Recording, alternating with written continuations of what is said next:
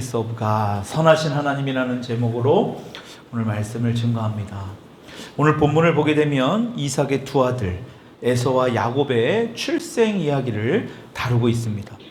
오늘 말씀을 보면 하나님은 이들이 모태에 있을 때부터 이미 하나님은 이들이 이 땅에 태어나기도 전부터 하나님은 다른 계획들이 있음을 우리가 알 수 있습니다. 이 아이들이 아직 태어나기 전이지만 아무런 일도 한 것이 없음에도 불구하고 하나님은 이 야곱과 에서가 앞으로 어떠한 사람들이 될 것을 아주 작은 세세하게 말씀을 하지 않았어도 이 하나님께서 이 리브가에게 말씀하는 것을 볼 수 없습니다. 여러분, 이 말은 뭐냐? 이 부분은 하나님께서는 우리가 다 이해할 수 없는 하나님의 절대 주권이고 하나님의 섭리가 얼마나 우리에게 중요한 것인지를 말씀하고 있다라는 겁니다. 한번 따라합시다. 하나님의 절대 주권. 다시요. 하나님의 섭리. 여러분, 하나님의 절대 주권, 하나님의 섭리는 우리에게 굉장히 중요합니다. 특히 우리 신앙 가운데서도 오늘 이 본문을 통해서 하나님께서 그것이 얼마나 중요한 것인지를 우리에게 말씀하고 있다라는 것입니다. 물론 하나님의 섭리, 하나님의 절대 주권이라는 그 단어가 성경에 나와 있지 않지만은 이 성경을 통해서 우리에게 그러한 하나님의 섭리와 하나님의 절대 주권에 대한 부분들을 말씀하고 있다. 좀 딱딱해 보일 수 있지만 그것을 좀 풀어서 본다면 그렇게 어려운 단어도 아닙니다. 오늘 본문 말씀을 보면 이삭과 리브가의 이야기가 나옵니다. 그렇죠? 그 자녀를 낳는 이야기인데요. 자, 이삭은 믿음의 조상 아브라함이 100세가 되어서 얻은 아들입니다. 하나님은 아브라함을 75세 때 부르셨습니다. 그리고 내가 너로 큰 민족을 이루게 하겠다라고 약속해 주셨죠. 그리고 25년 후에 아들 이삭을 주심으로 아브라함과의 약속을 지키셨습니다. 오늘 우리가 읽은 본문 말씀의 창세기 24장의 말씀 우리 잠깐 앞으로 한번 넘겨보시겠습니다. 24장에 이제 우리가 좀 중간중간에 좀 보면서 말씀을 또 들을까 하는데요. 24장을 보게 되면 상당히 긴 절로 구성되어 있습니다. 그렇죠? 몇 절까지 나옵니까? 24장이 67절까지입니다. 원래 성경 원문에는 절을 이런 게 없죠. 길게 나와져 있는 내용인데 67절의 내용이 이렇습니다. 이 내용을 요약해 본다면 이삭이 어떻게 리브가와 결혼하게 됐는지, 여러분 67절이나 되는 많은 분량의 어떤 이야기가 소개되어 있다. 이삭과 리브가의 결혼에 대한 부분을 지금 이야기한다고 말씀드렸죠. 여러분, 그 말은 이것을 길게 설명한다는 것은 그만큼 이삭과 리브가의 결혼은 중요하다는 얘기일까요? 별 중요하지 않다는 얘기일까요? 중요하다는 얘기입니다. 하나님의 말씀 중에 이 많은 구절을, 많은 절을 통해서 말씀하고 있다는 것, 많은 부분을 지금 할애하면서 우리에게 말씀하는 이유는 뭔가 중요한 내용이 여기에 있다는 겁니다. 그러니까 특히 우리 젊은 친구들에게는 이 부분이 너무너무 중요합니다. 리브가의 결혼, 이삭과 리브가의 결혼에 대한 이 부분을 우리가 오늘 잘 살펴봐야 됩니다. 여기서 중요한 것은 이삭은 결코 자기 마음대로, 자기가 하고 싶은 대로, 자기의 뜻대로, 자기가 어떤 원하는 여자와 결혼한 것이 아니다라는 것입니다. 여러분, 이삭의 아버지인 아브라함이 자기의 종을 고향 땅으로 보냅니다. 왜 고향 땅에 보내냐면 자기 아들인 이삭이 이제 결혼할 때가 되어서 결혼할 여인이 있는지를 한번 잘 보고 그 여인을 데리고 오라. 그 종의 이름이 누구인지는 나오지 않지만 아브라함이 이전에 아기를 계속해서 낳지 못한다고 했을 때 내 상속자, 내 종에게 이런 상속을 하겠다 그랬잖아요. 그 종인 엘리에셀이라고 우리는 추측하고 있습니다.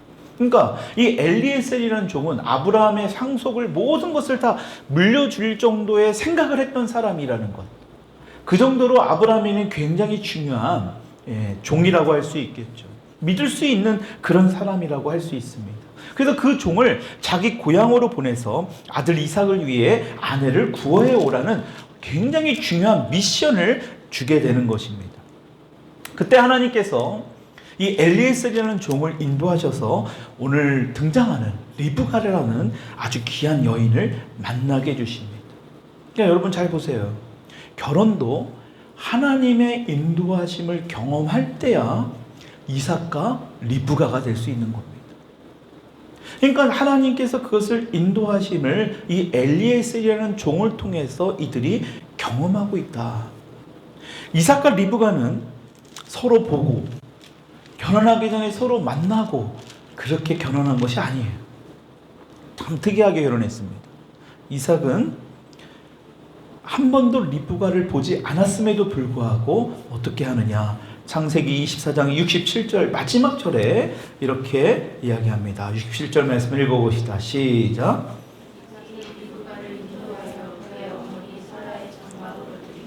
그를 맞이하여 아내로 삼고 사랑하였으니. 본 적도 없는데 아버지 아브라함이 시키는 대로 이삭은 거기에 순종하게 됩니다. 여러분, 이것이야말로 마마보이가 아니라 파파보이가 아니라 이삭은 그만큼 하나님을 신뢰하는 인물이었다라는 거예요. 하나님께서 신뢰하는 인물이었기 때문에 아버지를 통해서 하나님이 역사하시고 그 엘리에셀이라는 종을 통해서 나의 배우자를 구해 오신다라는 그 말씀을 이 이삭은 철저하게 믿고 있었다라는 것입니다. 여러분, 리브가라는 그 여인이 어떤 여인이었는가를 오늘 본문 말씀에 19절, 20절은 말씀합니다. 우리 다시 한번 19절부터 읽어봅시다. 시작. 이삭의 족보는 이러하니라. 아브라함이 이삭을 낳았고 이삭은 40세의 리브가를 맞이하여 아내를 삼았으니 리브가는 바단 아람의 족속 중 부두엘의 딸이요 아람 족속 중 지금 이 리브가가 어떤 인물인지, 리브가의 출신 배경이 어떠한지를 말씀하고 있습니다. 여러분, 이 말씀 20절의 말씀만 보더라도 리브가라는 여인은 굉장히 귀한 집안의 딸이다. 아브라함이 일부러 귀한 집안의 딸을 구해오라고 하지 않았는데 하나님은 그 아브라함의 종 엘리에셀을 통해서 그 귀한, 아주 집안의 귀한 딸을, 리브가를 만나게 해주셨다라는 것입니다. 그러면 엘리에셀이라는 종, 그만큼 아브라함이, 아까도 말했죠, 아브라함이 이삭을 갖기 전에 아들이 없으니까 그냥 엘리에셀이라는 종에게 내 모든 것을 다 상속하겠습니다. 여러분, 그 정도로 엘리에셀은 아브라함이 굉장히 중요한 인물입니다. 무엇이 하나님께서는 이 아브라함을 통해서 또 엘리에셀을 통해서 리브가를 만나게 했을까? 여러분, 그 정도로 아브라함에게는 엘리에셀은 굉장히 중요한 인물입니다. 여기서도 보게 되면 엘리에셀이라는 종의 태도를 봐야 됩니다. 이 엘리에셀이라는 종이 자기 주인인 아브라함이 이제 그 며느리 될 사람을 구해오라고 하잖아요. 그렇죠? 근데 이 엘리에셀이라는 종이 어떤 사람이냐? 24장 14절의 말씀 한번 보도록 하십시다. 24장 14절의 말씀을 같이 읽습니다. 14절 시작. 한 소녀에게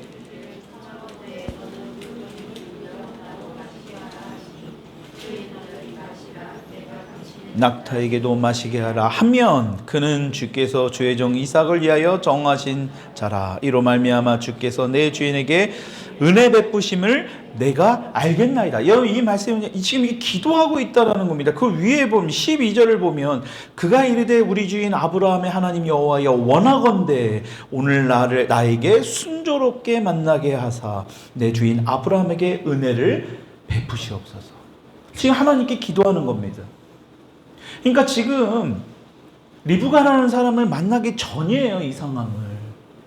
그러니까 하나님께 기도하면서 어떠한 사람을, 내가 지금 이 종의 입장에서 주인인 아브라함을 통하여 이 며느리 될 사람을 만나야 되는데 어떤 사람을 만나기를 원합니다라고 하나님께 지금 기도하고 있다라는 겁니다. 내가 이러한 사람, 주인의 아들의 짝이 될 어떤 이러한 사람을 제가 만나면 그 사람을 하나님께서 저에게 또 그 주인에게, 아브라함에게 은혜를 베푸신다라는 것을 제가 알겠나이다. 이렇게 기도를 한 엘리에셀입니다.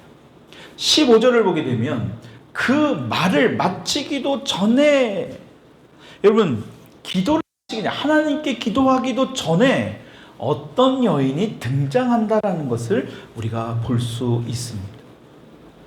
여러분 보십시오. 이렇게 하나님 앞에 어떤 일이 있을 때마다 기도하는 사람이 아브라함의 측근에, 아브라함이 상속자로 생각할 정도의 그런 종이었다라는 거예요. 그러니까 여러분, 자신의 어떤 며느리를 구한다라는 것은 굉장히 중요한 거잖아요. 그런 것을 맡길 정도로 이 엘리에셀이라는 사람이 바로 그런 사람이었다라는 겁니다. 17절을 24장 17절의 말씀 한번 봅시다. 17절 시작. 종이 시작. 청하건대 내 물동이의 물을. 네, 지금 엘리에셀이 지금 뭘 하는 겁니까? 어떤 여인이 있는데 그 여인에게 내 물동이의 물을 내게 조금 마시게 해주세요. 물을 좀 마시게 해달라고 하는 지금 이야기를 하고 있는 겁니다. 리브가라는 사람인지 모르죠. 어떤 여인이 있으니까. 지금 여러분 여기는 지금 광야잖아요. 물이 흔치 않은 그런 지역적인 특성이 있습니다. 게다가 물을 쉽게 우리처럼 수도꼭지로 틀면 나오는 상황도 아닙니다. 물을 길어야 됩니다. 거기다가 지금 이 남자가, 이 종이 원하지도 않음에도 불구하고 엘리에셀이 원하지도 않은데 낙타를 위해서도 물을 길어 마시게 하는 것을 우리가 볼 수 있습니다. 19절의 말씀 한번 읽어볼까요? 19절 시작. 마시게 하기를 다하고 이르되 그것들도, 보세요, 엘리에셀 종만 물을 주는 것도 귀한 건데 낙타가 지금 몇 필이나 오는, 몇 필이나 있는지 아십니까? 10절의 말씀을 보면 종이 그 주인의 낙타 중 10필을 끌고 지나왔다. 낙타가 10마리나 있는 거예요. 10필이. 한두 마리가 아니라 10마리의 낙타가 있다라는 겁니다. 여러분, 그리고 시간적인 상황이 어떤 상황인지 아십니까? 11절을 보게 되면 그때가 언제냐? 저녁 때라. 해가 머뭇머뭇 계속해서 지금 저물고 있는 상황입니다. 그 말은 물을 빨리 길어서 집으로 돌아가야 될 상황이라는 거예요. 아까도 좀 전에도 얘기했지만 낙타가 10필입니다. 낙타 한 마리당 물을 먹는 양이 75리터에서 120리터래요. 여러분, 한 마리가, 한 낙타가 먹는 물의 양이 75리터, 120리터라면 엄청난 겁니다. 그것도 10마리예요. 거의 1200리터 정도를 마셔야지만 지금 이 낙타들의 물을 다 마실게 할 수 있는 상황입니다. 이게 굉장한 거예요. 그러니까 지금 아브라함의 종이 끌고 온 낙타 10마리, 그리고 이 아브라함의 종인 엘리에셀도 물을 마시게 하는 것, 여러분, 결코 쉬운 일이 아니라는 것을 우리가 알 수 있습니다. 지금 리브가에게 누가 시키지도 않았는데 리브가가 자발적으로 이러한 행동을 하고 있다는 것입니다. 여러분, 이것만 봐도 이 리브가라는 사람이 어떤 사람이었을까? 정말 마음이 따뜻하고 뭔가 다른 사람을 배려할 줄 알고 섬길 줄 아는 그러한 여인이었다라는 것을 우리에게 말씀하고 있는 거예요. 그러니까 24장의 말씀이 굉장히 길어요. 그 정도로 굉장히 중요한 어떤 상황들을 하나님은 우리에게 지금 말씀하시고자 한다는 것입니다. 여러분, 이러한 여인이 바로 아브라함의 모든 상속을 받는 그 이삭의 아내이자 아브라함의 며느리가 될 수 있었다라는 것입니다. 그러니까 아무나 된 것도 아니에요. 정말 진짜 이러한 인물이에요. 그러니까 우리가 이러한 인물이, 리브가와 같은 이러한 모습이 우리의 삶 가운데도 있어야 된다는 겁니다. 이런 사람은, 이미 결혼한 사람은 뭐 다시 또 결혼할 일은 없겠지만 이런 리브가의 축복을 하나님이 부어주신다는 것을 말씀하고 있는 거예요. 결혼하기 전의 사람은요, 이러한 사람들을 통해서 하나님은 또 다른 이삭과 같은 사람들을 만남을 통하여 하나님의 복을 하나님은 예비하신다라는 겁니다. 여러분, 이삭 또한 어떤 사람입니까? 엄청나게 훌륭한 인품을 가진 그러한 인물입니다. 그러니까 이삭과 리브가는 굉장히 뭔가 잘 맞는, 두 사람 다 굉장히 훌륭한 사람이라는 것을 우리가 알 수 있습니다. 그냥 최고의 어떤 커플이라고 할 수 있어요. 여러분, 그런데 오늘 본문 말씀으로 다시 넘어가서 창세기 25장 21절의 말씀을 보니까 완벽한 커플인 것 같은 이 사람들에게도 아주 문제가 발생합니다. 21절 읽어봅시다. 시작. 네, 거기까지예요. 자, 이들에게는 아브라함과 똑같은 문제가 있습니다. 아브라함과 사라에게도 아들이 없었는데 이들에게도 아기가 생기지 않는 겁니다. 나중에 보면 이삭이 40세에 결혼하게 됩니다. 근데 60세에 아기를 낳는 거니까 20년 만에 아기를 낳은 거예요. 여러분, 만약에 하나님께서 기뻐하지 않는 어떤 결혼을 했다, 만약에 이들이 하나님이 원치 않는 결혼을 했다라고 하면 20년 동안 아기 없는 이 부분을 우리가 어느 정도 우리의 머리로는 좀 이해할 수 있을 것 같아요. 아, 하나님이 원치 않는 결혼하니까 너네 그러한 결과가 있는 거야. 여러분, 그런데 보세요. 전혀 그렇지 않습니다.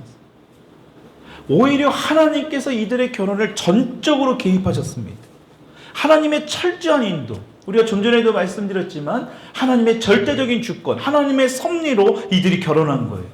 분명히 하나님이 인도해 주셔서 이 둘이 결혼했음에도 불구하고 아기가 생기지 않는 엄청난 문제가 이들에게 발생했다라는 겁니다. 오늘날에도 아이가 생기지 않는다면 그것도 굉장히 큰 문제인데 이 당시에는요, 아이가 생기지 않는다면 이건 엄청난 문제인 겁니다. 그럼 게다가 이삭의 이전의 모습을 보면 하나님께서 삶의 모든 부분, 이삭의 모든 인생의 부분들을 인도해 주신다는 것을 몸소 경험했던 인물입니다. 대표적인 사건이 있죠. 모리아 산 사건. 여러분, 그 산 사건에 아버지 아브라함이 이삭을 죽이려고 하는 겁니다. 왜요? 하나님이 바치라고 했거든요. 하나님께서 제물로 드리라고 했거든요. 여러분, 그런데 그때 이삭의 나이가 10대가 아니에요. 무려 25살입니다. 어떤 성경의 어떤 이 부분을 보게 되면 25 그 이상, 거의 한 30살 정도로 해석하는 그 부분도 있습니다. 근데 10대는 분명히 아니에요. 나이적으로 봤을 때, 상황적으로 봤을 때. 그러니까 25살 정도, 25살 정도 되었을 정도면 엄청난 힘을 가지고 있는, 자신을 죽이려는 어떤 아브라함의 그런 행동에, 그 당시 아브라함은 125세입니다. 엄청난 연로한 나이예요. 그러니까 얼마든지 이삭이 제압할 수 있었습니다. 그럼에도 불구하고 이삭은 아버지께 순종합니다. 왜 이삭이 아버지께 그렇게 순종할까요? 아브라함과 같이 하나님을 믿는 믿음이 이삭에게도 동일하게 있었기 때문에, 아버지 아브라함을 통하여 하나님의 역사하심을 이삭은 경험했기 때문에 그래요. 옆에서 보았기 때문에. 그리고 하나님께서 필요한 모든 것을 준비해 주신다는 그 여호와 이레, 이삭을 제물로 바치라고 말씀을 하셨지만 하나님은 이미 이삭이 아닌 다른 하나님의 제물을, 하나님께 바칠 제물을 준비하셨어요. 여러분, 그것을 실제로 경험했던 인물이 바로 이삭입니다. 여러분, 그래서 자녀가 없는 문제도 이삭은 하나님께서 해결해 주실 거라는 어떤 그 믿음이 이삭에게는 있었을 거예요. 여러분, 그런데 무려 시간이 20년이나 흘릅니다. 아내 리브가가 임신하지 못하는 거예요. 그렇게 힘든 순간에 이삭이 어떻게 하느냐. 오늘 본 말씀 21절의 말씀을 다시 한번 읽어봅시다. 시작. 예, 임신하지 못함으로 아까 거기까지 읽었습니다. 그를 위하여 어떻게 합니까? 여호와께 간구하며. 누구를 위하여? 리브가를 위하여. 자신의 아내를 위하여. 임신하지 못하니까 이삭이 했던 가장 중요한 것이 바로 이겁니다. 여호와께, 하나님께 간구했다. 앞으로 여러분들이 만날 남편, 여러분들이 만날 아내가, 배우자가 이러한 모습이 될 수 있기를 주님의 이름으로 축복합니다. 결혼했다 하더라도 그러한 사람들이 배우자가 될 수 있기를 주님의 이름으로 축원합니다. 이게 중요한 거예요. 이삭은 아내를 위하여 하나님께 기도했다라고 성경은 나오지 아니하고 어떻게 나와요? 간구하매 간절히 구했다.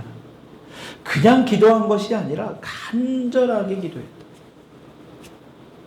그냥 툭 던지듯이 하는 그런 머릿속으로 끝나는, 그냥 잠깐 동안에 그냥 속으로 웅얼웅얼대는 그런 기도가 아니고 간절히 구하는 그러한 기도를 했다라는 것입니다. 여러분, 우리가 성경을 통해 알 수 있는 것, 이렇게 하나님을 신실하게 믿고 하나님께 순종하는 그러한 삶에서도 이러한 문제가 생길 수 있다라는 거예요. 만약에 우리의 죄나 불순종으로 인해 이런 문제가 생긴다면 우리는 어느 정도 이해를 할 수 있습니다. 왜냐하면 우리 죄 때문에 혹시 이러한 문제가 있는 건가? 여러분, 그런데 신앙생활을 잘하고 있는데도 이러한 문제가 찾아왔을 때 우리가 어떻게 대처해야 되냐? 여러분, 우리 신앙인은 특히 그 방법을 알고 있습니다.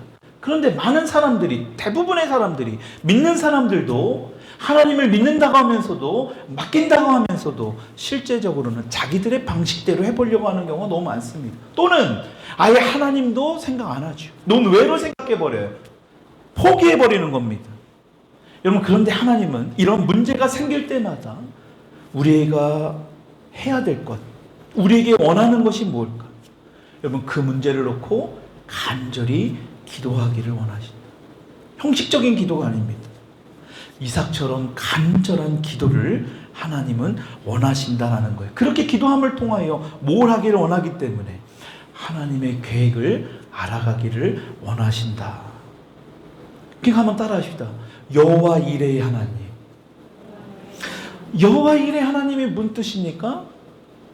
여러 가지 여러분들의 문제와 여러 가지 걱정과 근심과 염려가 있을 때 하나님께 오늘 이 이삭처럼 간구할 때, 간절히 구하며 나아갈 때 뭐 하신다는 거예요? 하나님이 미리 준비하시고 하나님이 미리 예비하신다. 그래서 그것을 공급하시는 하나님이 있음을 너희들이 알아야 한다. 여러분, 그러니까 이러한 문제가 있을 때마다 우리가 해야 될 것은 바로 이삭과 같은 간절히 구하는 기도가 우리의 삶에서 필요하다라는 것입니다. 여러분, 중요한 것은요, 하나님이 우리 각자에게, 저와 여러분들에게 가르쳐 주실 영적인 경험. 여러분 보십시오. 여러분들이 사회생활을 할 때 가장 좋은 것은 경력을 봅니다. 그렇죠? 그만큼 중요한 겁니다. 경력이라는 건. 여러 가지 경험들을 해본다라는 거예요. 병원에서 여러 가지의 경험들, 케이스 바이 케이스가 있겠죠. 여러분들 사회생활을 할 때, 여러분들이 어떠한 일을 할 때 일어나는 여러 가지 일들을 겪으면서 그 일들을 해결하는 사람들, 어떻게 그 일들을 해결했는가? 여러분, 경력이 길면 길수록 한 군데에서 오랫동안 일을 했다는 것은 그만큼 자신만의 노하우도 있을 겁니다. 자신만의 어떤 문제를 해결할 수 있는 능력을 갖고 있다는 거예요. 마찬가지입니다. 신앙생활을 했다는 것은 이러한 영적인 경험을 우리 주님은 하기를 원하시는 거예요. 그냥 단순히 교회만 왔다 갔다 하는 건 절대로 이 경험을 할 수 없습니다. 하나님께서 오늘도 우리에게 그런 크고 작은 문제를, 오늘 이삭과 리브가가 경험하는 그 정도의 문제는 아니잖아요. 우리가 가지고 있는 문제는. 앞으로 어떤 그런 문제, 더 큰 문제도 있을 수 있겠지만 지금 당장은 그런 문제는 없습니다. 여러분, 중요한 것은 더 큰 문제가 있다 할지라도, 그거보다 덜한 문제가 있다 할지라도 하나님은 이러한 영적인 경험을 하기를 원하시는 거예요. 그런 체험을 해야 됩니다. 그럼을 통해서 뭐 하는 거예요? 하나님께서 이러한 영적인 아주 귀한 것을 너희들이 경험하기를 원한다라는 거예요. 여호와 이레 되시는 그 하나님, 그것을 경험하는 저와 여러분들, 20년이 지나 이삭이라는 아들을 주셨고 또 어떻습니까? 20년이 지나 야곱이라는 아들을 주신 여호와 이레의 하나님을 우리가 경험하기를 원하신다라는 것입니다. 하나님께서는 이삭의 간구를 들으셔서 리브가가 드디어 임신하게 됩니다. 21절을 보니까 이삭이 그의 아내가 임신하지 못함으로 그를 위하여 여호와께 간구하며 여호와께서 그의 간구를 들으셨으므로, 하나님께서 그 기도를 들었으므로 뭐 한대요? 그의 아내 리브가가 임신하였더니, 임신이 그렇게 안 됐는데 드디어 아이를 가지게 됩니다. 얼마나 감사한 일입니까? 여러분, 그런데 산 넘어 산입니다. 22절 읽읍시다. 시작.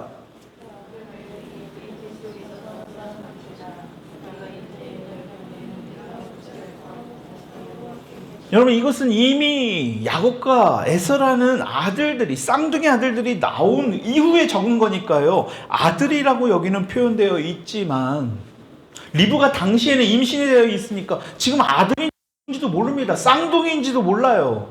임신해 있는 상황인데 뱃속에서 막 싸우고 있으니까요. 그 말은 싸운다라는 건 태중에서 뭔가 계속 요동치는 겁니다.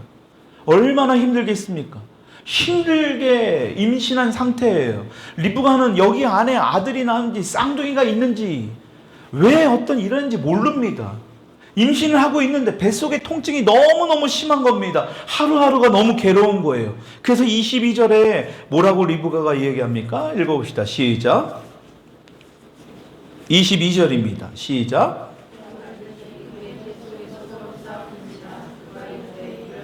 이럴 경우에는 내가 어찌할꼬. 지금 리브가가 이야기하는 거예요. 이 말은 뭐냐? 도대체 내가 어떻게 살아야 되는가? 새 번역 성경에는 이렇게 번역되어 있습니다. 이렇게 괴로워서야 내가 어떻게 견딜 수 있겠는가? 그러니까 얼마나 힘든 상황인지, 임신을 했는데 임신한 이 상황이 너무너무 힘들었던 겁니다. 뱃속에 진통이 엄청나고 그러니까 뱃속에서 둘이 하나도 아닌 둘이서 그러니까 얼마나 진통이 심했겠습니까? 여러분, 그것도 지금 처음 해보는 임신입니다. 뭔가 리브가는 불안한 마음이 있을 수도 있어요. 뭔가 잘못된 것이 아닌가? 애가 잘못 나오는 것은 아닌가? 그런 걱정되는 상황입니다. 그런데 그때도 리브가가 무엇을 합니까? 22절 후반절에 뭐라고 나와요?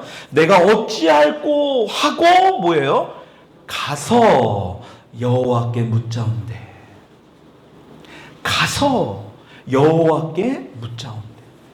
하나님 앞에 나아가서, 하나님 앞에 가서 리브가도 아까 이삭과 동일하게 하나님께 기도하고 있다. 엄청나게 괴롭고 힘든 순간에 이 진통이 나서 얼마나 괴롭겠습니까? 하루하루가. 근데 하나님께 나아가 기도를 하고 있다. 여러분, 이렇게 리브가가 주님께 나아가 여쭤보니까 주님께서는 바로 리브가에게 응답하십니다. 그 말씀이 23절입니다. 읽어봅시다. 시작. 내 태중에 있구나. 도민족이 내 복중에서부터 나누이리라. 이 족속이 저 족속보다 강했고 큰 자가. 여러분, 기도하자. 하나님께서 리브가에게 태중에 두 민족이 들어있다. 여러분, 이 말은 뭐냐? 쌍둥이다라는 겁니다. 리브가는 이때까지만 해도 쌍둥이를 임신했다는 사실을 몰라요. 여기 성경은 이미 지난 일을 적었으니까 썼지만 리브가는 전혀 그 당시는 몰랐던 겁니다. 근데 지금 하나님께서 말씀을 하시니까 자기가 지금 쌍둥이를 임신하고 있구나라는 것을 알았던 겁니다. 근데 그 쌍둥이가 가만히 있는 게 아니라 서로 뱃속에서 막 치고받고 싸우는 거예요. 그러니까 내가 이렇게 힘들었구나라는 것을 알게 된 거예요. 왜 이 쌍둥이들은 태어나기 전부터 엄마 뱃속에서 이렇게 싸웁니까? 그러니까 하나님께서는 그 이유를 말씀하잖아요. 뭐래요? 서로 나누는다. 하나가 될 수 없다라는 겁니다. 보통 쌍둥이가 되면 굉장히 서로 친하거든요. 저희 건물에도 쌍둥이 한 분이 사시는데, 쌍둥이 두 분이 사는데 얼마나 친밀한지 모릅니다. 결혼하기 전까지도 계속 붙어 다니고 뭘 하더라도 항상 누가 누군지 모르겠어요. 얼굴이 너무 똑같이 일란성 쌍둥이다 보니까. 그 정도로 친한 게 쌍둥이인데 이 쌍둥이는 뭔가 특이합니다. 서로 싸워요.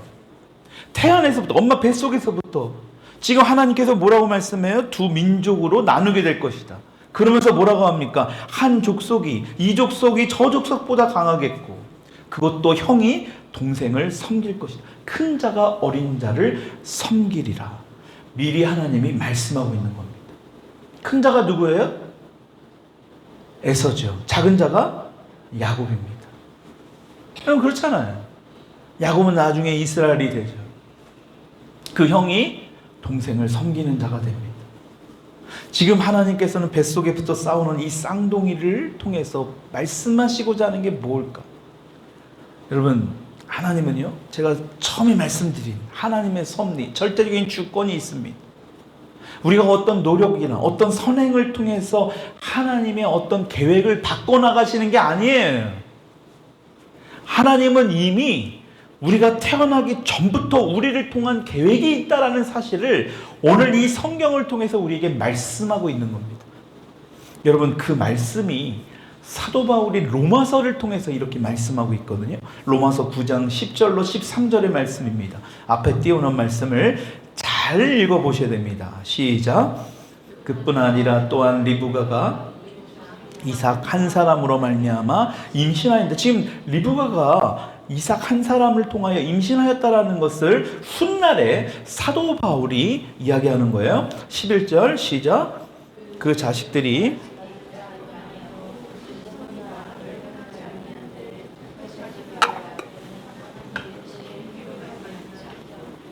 여러분, 이 말이 뭡니까?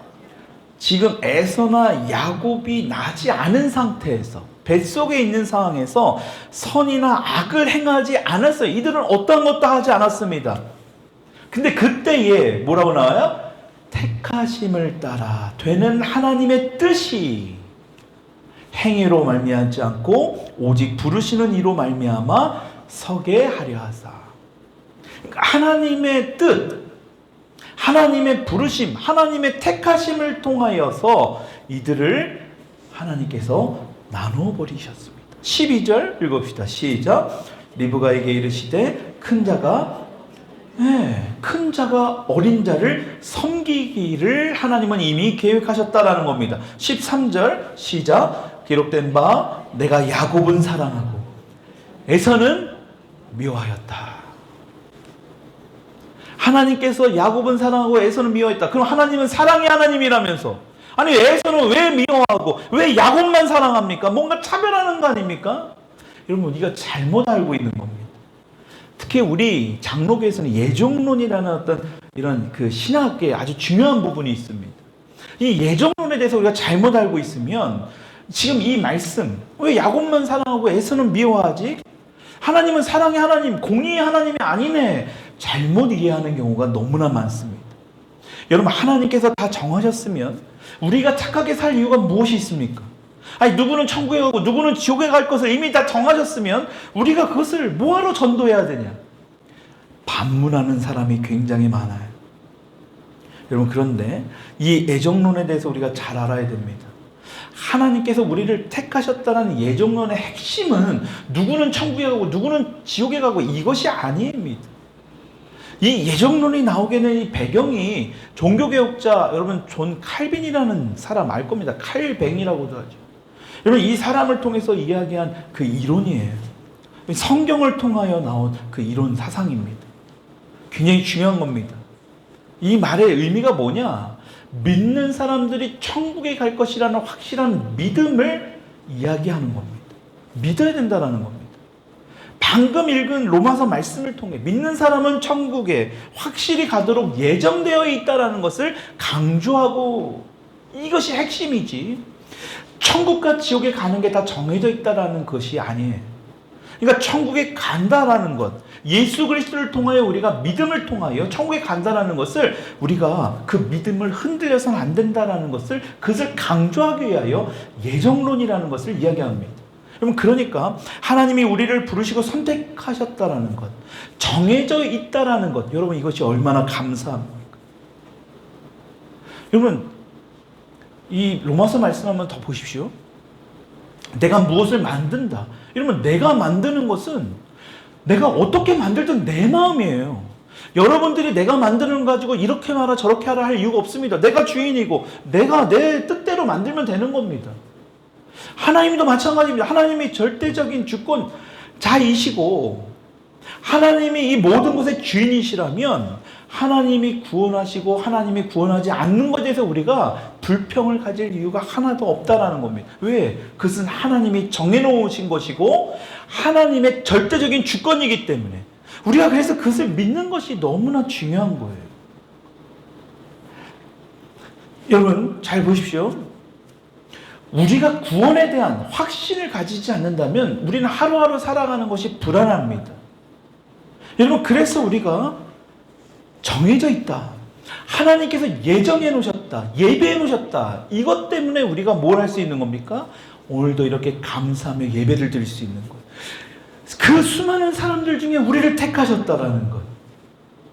오늘 본문에 나오는 쌍둥이, 이 야곱과 에서, 여러분 처음에 태중에서부터, 잉태될 때부터 둘 다 하나님의 백성이 될 자격이 없었다라는 것을 우리가 알아야 되잖아요. 그렇죠? 우리는 태어날 때부터 죄인입니다.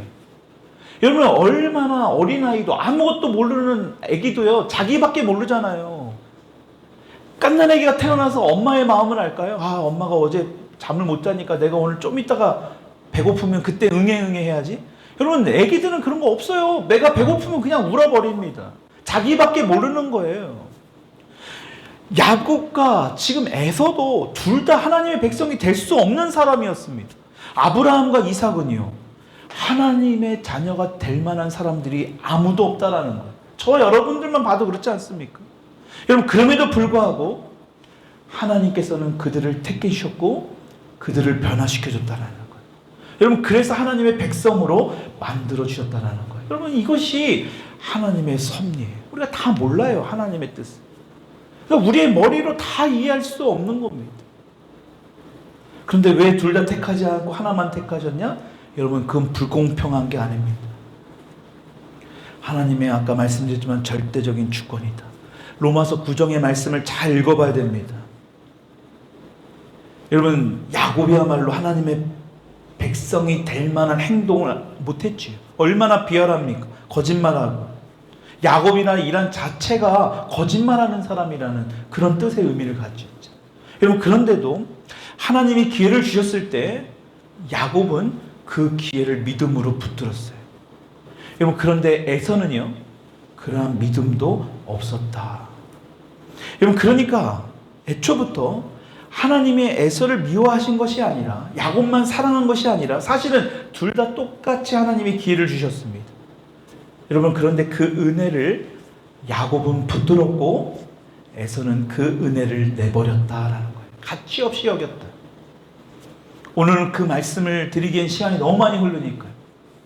장자권이라는 특별한 축복을 야곱은 귀하게 여겼고 에서는 그냥 팥죽 한 그릇에 팔아버립니다. 이게 다른 거예요. 여러분 하나님께서 모든 사람이 구원받기를 원하셔요. 모든 사람들을 사랑하니까요. 근데 왜 많은 사람들이 구원을 받지 못합니까? 하나님께서 그 사람들을 버리시는 게 아니고 하나님이 은혜를 동일하게 주셨지만 그것을 붙드는 사람들, 그것을 믿음으로 받아들이는 사람은 적다라는 것입니다. 믿음이 있는 자와 믿음이 없는 자의 차이가 바로 여기 있는 거예요. 그래서 우리가 믿음으로 은혜를 입었을 때 우리가 이 감사하는 마음으로 오늘도 예배를 드릴 수 있다라는 것입니다. 야곱의 인생만 봐도 그렇지 않습니까? 그의 행동은 말할 것도 없습니다. 계속해서 사기를 치고 다니고요. 거짓말을 투성이의 사람입니다. 여러분 그럼에도 불구하고 야곱은 하나님을 붙들었다는, 하나님의 은혜를 받아들였다라는 거예요. 여러분 그러니까 그 야곱이 이스라엘이라는 아주 엄청난 인물로 변화될 수 있다라는 것입니다. 여러분 하나님께서 우리를 하나하나 붙들어 주지 않으면 여기 있는 모든 분들은 저를 포함해서 어떤 누구도 구원받을 수 없습니다. 그렇기 때문에 하나님이 우리를 붙들어 주시고 하나님의 은혜를 우리가 믿음으로 화답할 때에 우리는 이 자리까지 올 수 있다는 사실을 알아야 됩니다. 그러니까 이 예배의 시간이 중요한 거예요. 그 은혜를 받을 수 있는 사람, 하나님이 나를 택하셨다라는 것, 하나님의 택하신 은혜를 통하여 나에게 그런 기회를 주셨다라는 것, 그 기회를 주셨을 때 내가 믿음으로 화답을 통하여 하나님의 그런 은혜와 복으로 내가 살 수 있다라는 것. 여러분 이것이 얼마나 감사한 것인지를. 여러분 그러니까 선하신 하나님이라는 것을 우리가 믿어야 됩니다. 그것을 먼저 알아야 돼요. 하나님이 어떤 분인가. 여러분 그 하나님이 어떤 분이라는 사실을 우리가 알 때에 하나님께서 이렇게 절대적인 주권을 가지시고 하나님이 택하시는 어떤 예정론에 대한 이 부분이 우리에게는 더 큰 복과 은혜로 다가올 수 있다는 사실을. 여러분 그러니까 한 주간의 삶도 마찬가지입니다. 하나님은 이미 예배해 놓으셨습니다. 그러나 우리는 알지 못해요. 한 주 동안이, 아니 우리 내일 당장도, 아니요 우리 한 시간 이후의 삶도 모릅니다. 중요한 것은 하나님이 우리를 택하셨고 하나님이 우리를 통하여 처음에 우리도 야곱과 같은 보잘것없는 형편없는 인물이지만 하루하루를 살아가면서 하나님의 말씀을 통하여 깨닫게 하시고 또 하나님의 사람들을 통하여 그것을 알게 하시고 가르침을 받게 하시고 또 여러분 성경 큐티를 통하여 잠언 말씀을 통하여 여러분들에게 말씀하실 때 아 그렇구나 이런 말씀이 나에게 필요하구나 내가 이러한 모습이 변화되어야 되겠구나 라면서 우리를 조금씩 야곱을 이스라엘로 바꾸어가듯이 그러한 인물로 우리가 바뀌어짐을 경험하는 저와 여러분들이 되기를 주님의 이름으로 축원합니다. 다시 한번 말씀드립니다. 오늘 말씀을 통하여 등장하는 이삭과 리브가는 아무런 문제가 없던 사람이 아니라는 것을 성경은 말씀합니다. 중요한 것은 준비해야 합니다. 하나님의 말씀을 통하여 우리를 택하심을 받았다면 우리가 택하심을 받은 그런 사람들이라면 하나님으로부터 그런 훈련을 받아야 됩니다. 하나님의 말씀을 우리가 받아야 돼요. 하나님이 나를 통하여 하실 일들이 무엇인지를 우리는 찾아가야 합니다. 근데 세상은 너 혼자 잘 먹고 잘 살려고 자꾸 조장합니다. 세상의 자기계발서를 보십시오. 너 혼자, 너 스스로 너에게 그런 능력이 있어. 그러니까 너는 더 높은 자리, 더 많은 것을 얻도록 열심히 한번 해봐. 여러분 그런데 그 끝은 공허할 수밖에 없다라는 거. 이 세상에는 끝이 있다라는 겁니다. 근데 하나님은 어떻습니까? 내가 너를 통하여서 너 혼자만 잘 먹고 잘 사는 것이 아니라 여러분 아브라함, 이삭, 야곱을 통해서 보십시오. 그 위대한 믿음의 사람들을 통하여 오늘까지도 그 믿는 사람들을 믿지 않는 사람들에게 이러한 아주 위대한 그 뭐라 그럴까요? 믿은 사람들의 표본이 되게 해주셨잖아요. 샘플이 되게 해주셨잖아요. 그러니까 오늘도 우리가 이삭을 통하여 리브가를 통하여 깨닫는 것들이 있을 수 있잖아요. 여러분 그러한 사람들이 될 수 있기를 축복합니다. 그러니까 우리는 그냥 살아가는 인물이 아니라는 거예요. 여러분들 한 사람 한 사람이 하나님을 통한 계획과 뜻이 있듯이 오늘도 그 뜻을 그 비전을 그 계획을 알아갈 수 있는 한 주간이 될 수 있기를 주님의 이름으로 축원합니다. 우리 같이 한번 기도하십시다. 먼저 그래서 우리가 알아야 될 게 있습니다. 그게 바로 뭐냐? 오늘 제목과 같이 Goodness of God, 선하신 하나님이에요.